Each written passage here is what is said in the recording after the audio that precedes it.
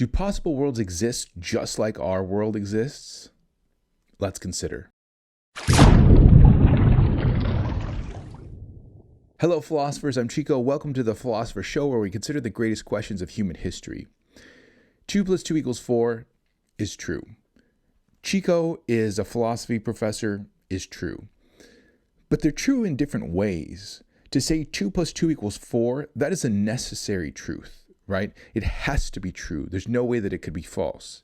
Whereas Chico is a philosophy professor, that could be false. That is a contingent truth, right? It doesn't have to be true. One way we like to talk about the contingency and the necessary truth values of our statements is using possible world semantics. So what is a possible world? Start by listing off all the facts about the world. So again, Chico is a philosophy professor. 2 + 2 = 4. Grass is green. Water freezes at 0 degrees. Murder is wrong. I don't know. It's just list off every single thing that you can think of. And then that is a complete description of the world. Now, change one thing that can be changed, right? 2 + 2 = 4, that can't be changed. But Chico is a philosophy professor, that could be changed. So change that into something else. I was a pilot before I was a philosophy professor. So say Chico is a pilot now. Now you have a different possible world, a way the world could have been. I could have been a pilot right now instead of a philosophy professor. And of course, you change one thing and probably other facts about the world will change. So I probably wouldn't live in beautiful San Clemente, California. I would probably be living, I lived in Philadelphia when I was in the Air Force, but I don't know, wherever they would be basing me, I'd live wherever that is. So that fact would change about the world. But once you change, all the different things that need to be changed, that would give you a possible world. And so you could think about just going down all that list of facts and changing the things that could be changed. Again, there's some things that couldn't be changed. 2 + 2 = 4. There's some interesting ones that are up for debate, like murder is wrong. Could that ever have been changed? But whatever is possible to change, go down that list, change one thing, change everything else that needs to change based on that one thing. You got a new possible world. So this has been a very fecund way for us to talk about modality, about necessary versus contingency in truth claims. But what is it that makes these things true in the ways that they're true? What makes 2 + 2 = 4 true necessarily versus Chico's a philosopher true contingently? Like what is it that gives them this odd kind of difference? And it might seem to be the case that when we're talking possible worlds, it's just a façon de parler, right? It's just a manner of speaking. All we're doing is using this as sort of a metaphor for describing, the way that the world could be. And that isn't actually causing these things to be necessarily true or necessarily false. If it's just a way of us to describe the contingency or necessity of the world, then that doesn't do anything. That doesn't actually make anything true or false. And if that's the case, we're going to have to think of something else that's going to make these things true in the way that they're true. But maybe it's not. Maybe these things are not just a manner of speaking. Maybe they are real things. Maybe possible worlds exist.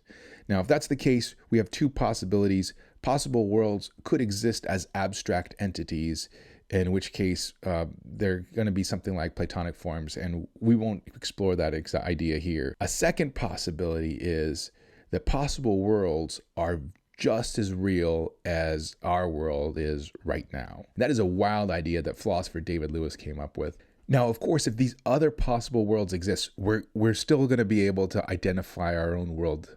We'll call our world the actual world.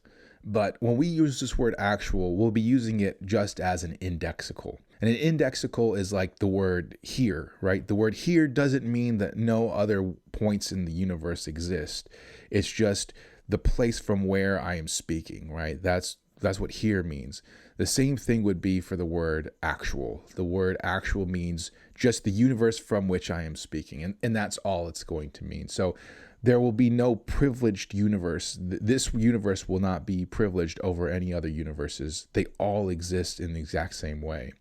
And then that means that there's going to be, some universe out there where Chico exists and Chico does not have the philosophy professor job. Chico is instead maybe the pilot, maybe unemployed, maybe, I don't know, whatever job, maybe a soda can tester. I don't know. And in these possible worlds, this person that's playing the role that I'm playing here, but is, slightly different in different ways, that will be my counterpart. So this goes hand in hand with what is called counterpart theory. That is the thing that is closest to you in all these different possible worlds. That's you. Now, unfortunately, this isn't like those science fiction movies where there's a multiverse and you can go from one universe to another universe where things are just a little bit off. Instead, it's the case that the universes, or the different worlds, I should say, the possible worlds, are spatiotemporally isolated. And that's important because they have to be isolated in some way. Otherwise, they would just be the same universe, right? You would have a possible universe. I mean, there is probably a possible universe that has twin worlds where there are, like twin Chicos on twin Earths that are separated, like in twin universes, like a twin universe possible world. That's what you would have if you had spatiotemporal connection between the two worlds. So these are going to have to be spatiotemporally isolated. So not as fun as in the movies. Now, you may wonder, why in the world would I believe something so wacky, right? This seems crazy that there are possible worlds. And you could imagine how many possible worlds they'd have to be to account for every single possibility there is in the universe. The first reason that David Lewis gives for us believing it is its explanatory usefulness. And unfortunately, in this video, I won't be able to really give you a full appreciation for it, because this idea is used over and over again in different facets of philosophy to explain all kinds of different things. So let's put that as one of the things. It's very explanatorily useful, right? And at the very least, it explains modality. It's a nice and clean way to explain what we mean when we say Chico as a philosophy professor is contingently true. A second argument is called the argument from ways, and it goes something like this. There are ways the world could have been. Possible worlds are ways the world could have been. Therefore, there are possible worlds. Personally, I think this argument kind of begs the question.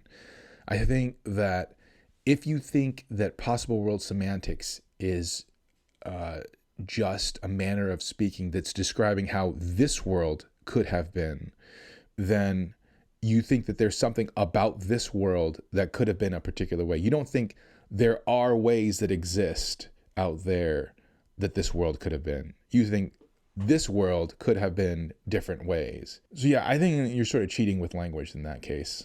So those are the arguments for it. Now some of the objections.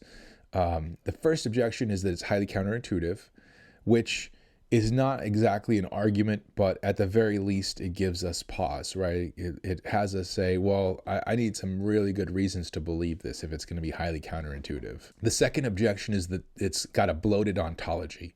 And that is, to explain modality, it posits just a ton of stuff to exist, right? It just says like, an unfathomable amount of actual universes exist out there. And that's a lot to posit, right? Usually in metaphysics, if we can avoid positing extra things, we do. But this is going to posit just an absurd amount of things. A third objection goes like this. It's just a little complicated. But so remember we said that a possible world is spatiotemporally isolated from other possible worlds. That's actually what makes it its own possible world, is that it's spatiotemporally isolated. Now, imagine a multiverse, and for the sake of argument, let's say this multiverse only has two universes in it. And these two universes just so happen not to be spatiotemporally connected. Is this possible? Well, on the modal realism view, those would just be new possible worlds, right? Those two parts of the multiverse couldn't be two parts of a multiverse. They'd have to be two different possible worlds. So it seems like that multiverse is a possible world itself, right? And yet what we're saying here is that it can't be a possible world because that would actually be just two possible worlds. So that seems counterintuitive. It seems like island universes, universes that have multiverses which with island universes should be possible. And this says that they can't be. A fourth objection is one from morality. So imagine any moral choice that I could have. Let's say I have the choice to torture a baby, right? And you've heard me say this before. If you watch this channel, I don't come up with these awful ideas, right? This is a famous philosophical idea, torturing babies for fun, because everybody can agree that that's wrong. So let's say that I have this choice in front of me, right? I actually have the choice. So to say that I could possibly do this or possibly not do it, it's contingent that I torture the baby for fun or not, is to say that there is a counterpart of mine somewhere in the world that does torture the baby for fun, and, possibly me that doesn't. But if that's the case, does it matter if it's me that tortures the baby for fun or the counterpart that tortures the baby for fun? If we all exist in the same exact way, if we're all just as real as each other, then this is going to happen no matter what. Some baby is going to be tortured for fun every single time. So it seems like all of a sudden morality just becomes impossible. But the fifth objection, I think, is the real one. It seems like it puts the possibility, the contingency, in the wrong place. So it seems like there should be something about me that could possibly have not been a philosophy professor. But this is saying that there's something about somebody in a different possible world that could have possibly been a different philosophy professor. But that's not what I'm saying. I'm saying right here in this universe, I could have been a different thing, right? So it seems like this is putting the possibility over there when it should be over here. Well, that's it for Modal Realism. Please let me know what you think in the comments. Please also don't forget to like, subscribe, comment, and I will see you guys in the next video. Adios.